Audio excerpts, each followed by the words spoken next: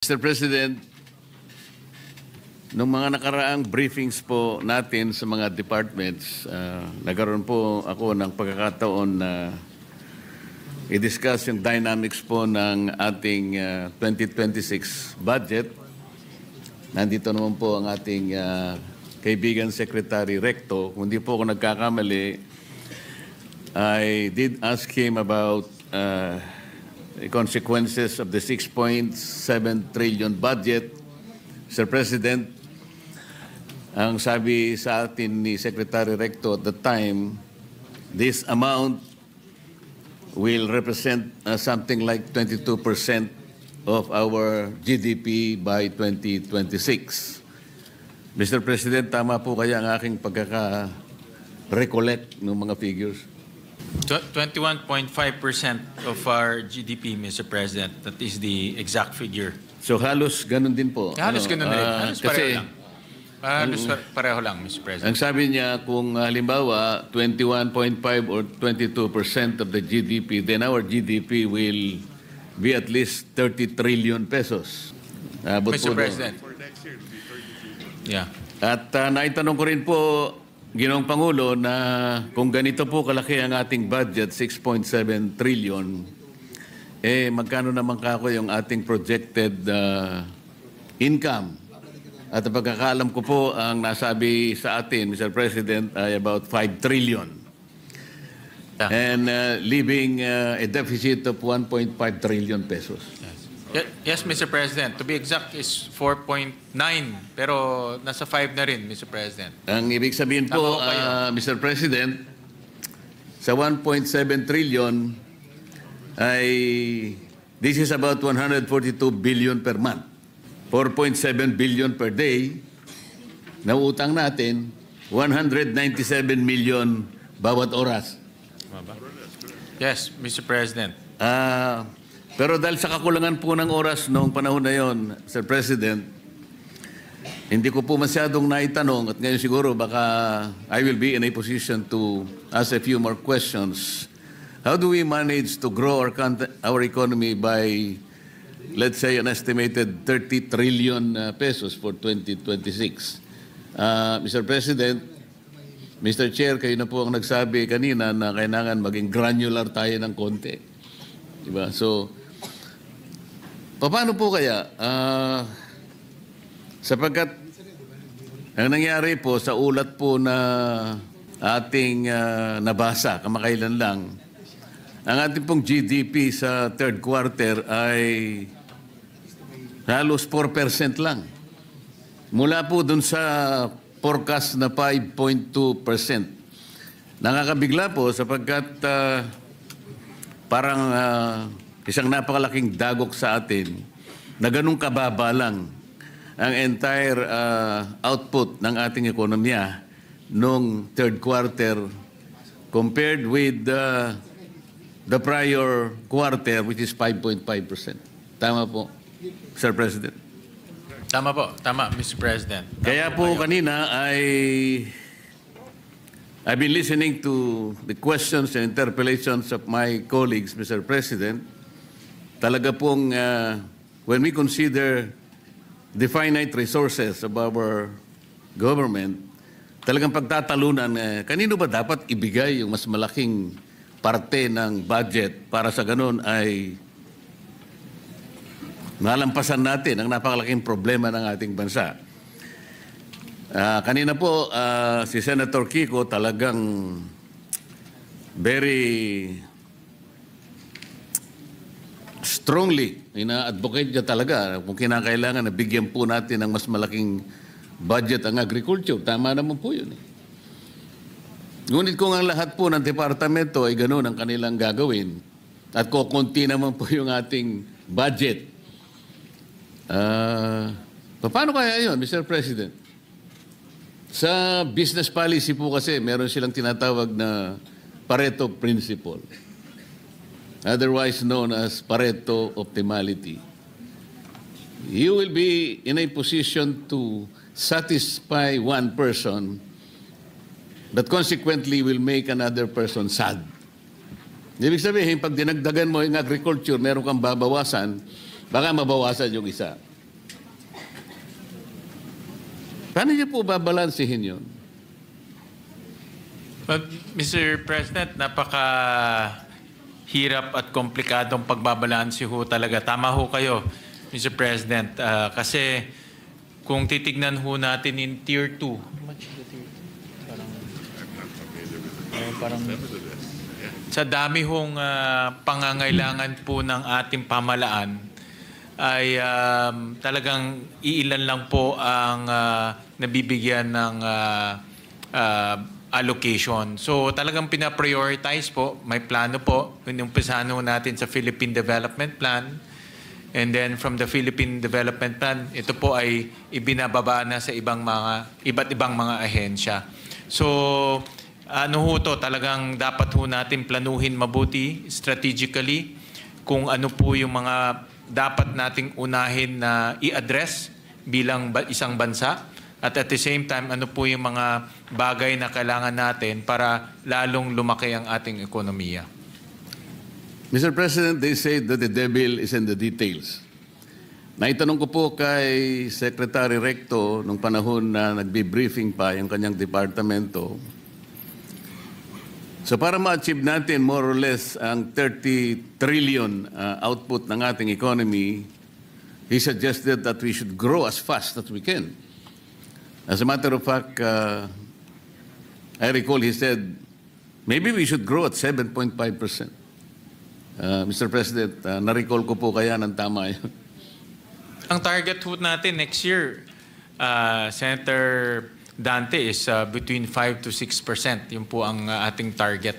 Yun nga po, kaya ako'y nalulungkot. Narinig ko nga yun sapagkat yung 30 trillion pesos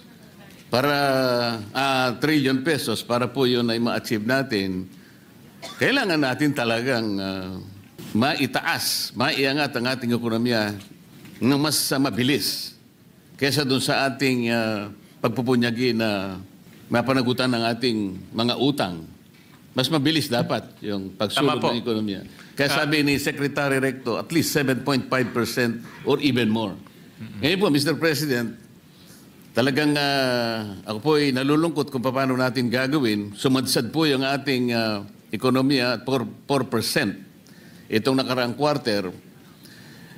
And the foreseeable future is very, very bleak. May nagsasabi po, our stock market is the worst in the region today. Our currency is the worst in the region.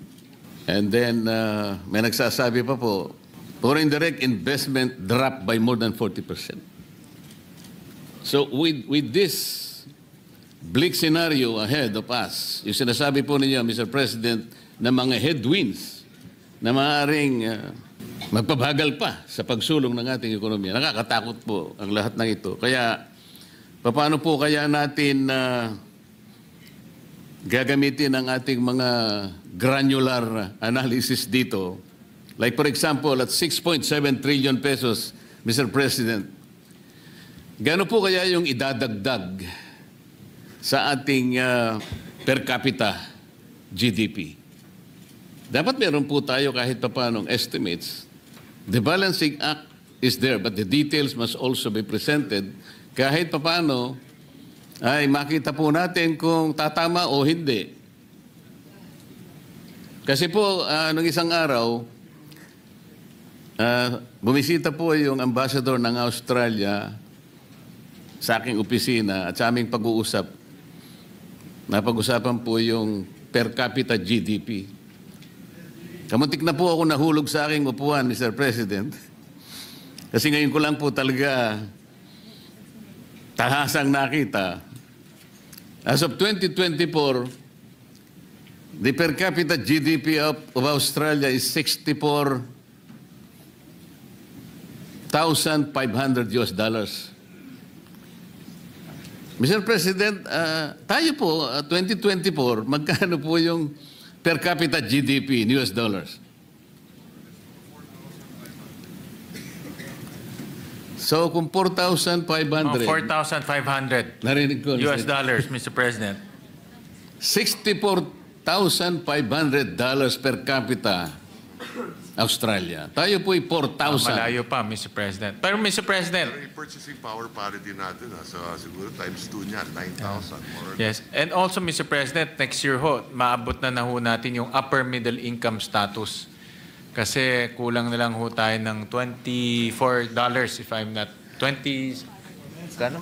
$26, Mr. President. So, in other words, lumalaki naman po yung ating economy even on a per capita basis, Mr. Gusto ko pong maniwala, Mr. President, kasi po, nung nakaraang taon, sa ganito rin pagkakataon, ang pagkakaiba lang, nandun po ako sa House of Representatives, ngayon po ay nasa Senado ako. At that time, I think last year, of the original members of the ASEAN, tayo na lamang pong hindi nakaka-graduate doon sa upper middle income. Halos ang lahat po ay nakaakyat na eh. Yun po yung nakakalungkot na bahagi. Kaya, with all due respect, kami po ay naghahanap ng konting mga detalye. At parang narinig ko pa nga ang estimates noon last year, ang sinabi ng ating kalihim ng DBM, by 2028, pasensya na kung gano'n ang pagkakatanda ko, Madam Secretary, buong tapang niyang sinabi na yung ating poverty incidence rate, sabi niya gano'n, magiging 1 digit. Ngayon po, ano na po yung ano po yung percentage ng ating poverty incidence rate ngayon, Mr. President? Sabi mo kanina parang 16. Narinig ko, 16%. Ngayon po, matatapos na po ang 2025, papasok na tayo sa 2026. Halos 2 taon mahigit. Kung ang projection is for the country to achieve a 1-digit poverty incidence rate, maganda po sana ngayon. Palagay niyo makukuha po natin yan, Mr. President? Ngayon po, Mr. President, ang ating poverty incidence officially is about 15.5%. Ang target po is single digit by 2028. No? So, base po sa mga analysis ng DepDev, kaya naman po umabot ng single digit by 2028. Kung ang takbo ng ekonomiya natin ay ganito ho, mga nasa 5%, 6%, tapos tuloy po yung mga programa ho natin para po sa mga mahihirap nating mga kababayan, aabot naman ho tayo doon. Yun nga po but we are held up by our macro and microeconomic assumptions. Mga indicators na ginagamit natin. If we say that we aim at 1-digit poverty incidence rate by 2028, the assumptions must be that dapat hindi gumalaw din. Every other indicators must be held constant. The economist would say, ceteris paribus. So ang laki po ng factors na maaaring hindi rin natin makuha kahit na 6.7 trillion. Ang gusto ko pong tuntunin, Mr. President, kung hindi naman natin mapuproduce talaga the desired GDP to finance 6.7 trillion, bakit po tayo nag-isip ng ganong kalaking budget? Parang halimbawa, yung pamilya ng ating respected majority leader, ang kinikita niya ay X amount per month or per year. Pwede bang i-present sa kanya ng kanyang butihing asawa na ngayon ay miyembro ng Kongreso? Oh, darling, sabi niya, ito ang budget natin for next year. Sabi ng ating majority leader, Mr. President, ba't naman ganyang kalaki? Alam mo naman ang sweldo ko, ganito lang. Bakit doble pa dun sa kaya kong ibigay? Mahirapan naman ako rito. Ang sabi ng kanyang butihing asawa, Mr. President, hindi ko problema yan. Ikaw ang ano yan. Ito ang kinakailangan nating maipundar sapagkat kinuwenta ko na lahat ng pangangailangan natin, ng ating mga anak, ang kanilang pag-aaral, ang kanilang kalusugan at lahat-lahat na. Paano po yun? Pwede po bang, hindi ba pwedeng sabihin ng ating majority leader, dahan-dahan ka naman. Hihirapan tayo dyan. Maaring lahat ay makuha natin sa pag-estimate. Ngunit, sa actual, mahihirapan naman tayo. Kasi po, tingnan ninyo, ang projected income is only 5 trillion. Ang ating budget ay 6.7 trillion. Uutangin natin 1.7 trillion. Hindi naman natin kayang ipundar yung ekonomiya para ma-achieve natin ang 30 trillion pesos or so. Because by that, we need to grow by not only 7.5%, maybe more. Mr. President. Mr. President, sa growth at 5%, aabot na ho tayo ng 30 trillion pesos, Mr. President, in terms of economic size, Mr. President. Having said that, Gusto ko maniwala, Mr. President. Siyempre, kung mas mabilis pa, mas maganda, Mr.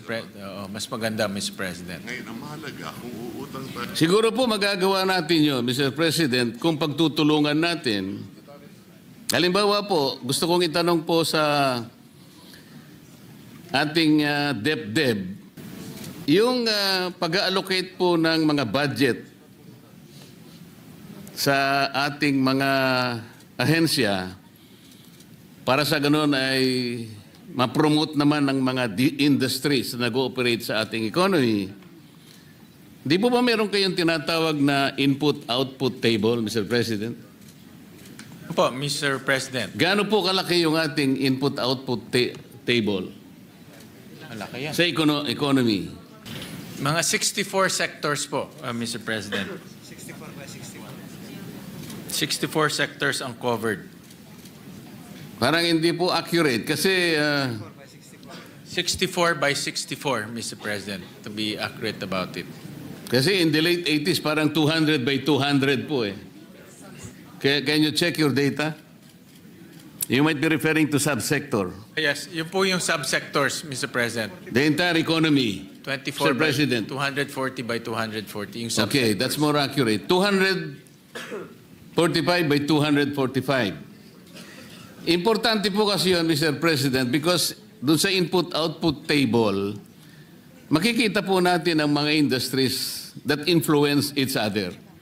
Doon makikita natin, alin ba yung dapat nating i-promote? Alin ba dapat nating supportan because it affects and it influences maybe more than the others. Para sa ganon, malalaman natin kung talagang may hit natin ang target o hindi. Because kung sinuportahan natin yung industry, pag tiningnan nyo po sa inyong table, tatatlo lang naman palang industry ang kanyang pwedeng suportahan. Pwede ba nating malaman ngayon, ano ba yung mga industries, for example? Somebody said that construction industry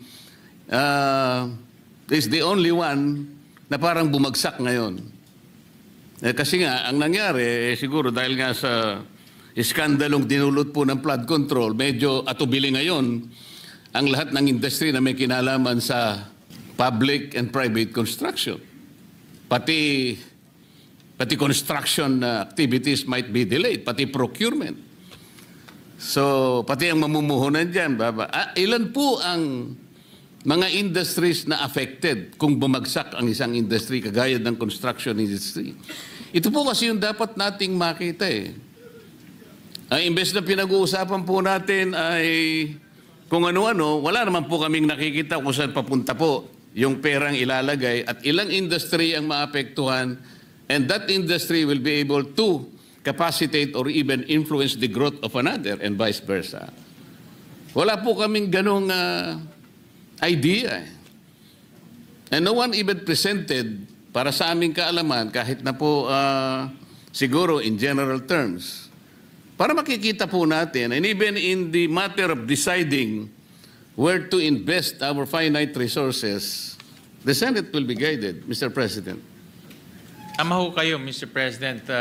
Itong nangyayari ho sa ating ekonomiya, lalo na yung pagbagal po at 4%, isang dahilan ho dyan ay yung construction industry. Nabanggit ko nga ho kanina. At marami ho itong kasing konektadong industriya. For example po, mga hardware, delivery trucks, yung mga nagtatrabaho po sa mga delivery trucks, yung mga nagtatrabaho po sa hardware, of course, yung gumagawa ng bakal, gumagawa ng semento, gumagawa ng kahoy, gumagawa ng pako. Marami pong konektadong industriya po sa construction industry. Kaya yan po ay isa sa pinaka malawak na industriya sa ating bansa. Dahil hindi lang naman po gobyerno nagko-construct, pati private sector ang nagko-construct. Pero Mr. President, Senator Marcoleta, DepDev can submit to you a much more comprehensive study on the effects of the slowdown of the construction industry para ho talagang komprehensibo po yung ibibigay na report. Wala naman po akong particular interest. Kung baga nagamit ko lamang po halimbawa because somebody said na medyo naapektuhan po nga yung construction industry. Pero maganda ho pag-aralan to dahil ho talagang kung magiging ganito pa in the next quarter, makikita ho natin pagbagal ng ekonomiya ho. Siguro po, kayo po, Mr. President, Chairman, ay mas karapat-dapat na makatanggap niyan sapagkat malawak po ang inyong responsibilidad sa inyo pong balikat nakasalalay ngayon ang paglalatag ng ating 2026 budget. Napakalaking bagay po yan. It is a very important reference and input for you to consider, Mr. President.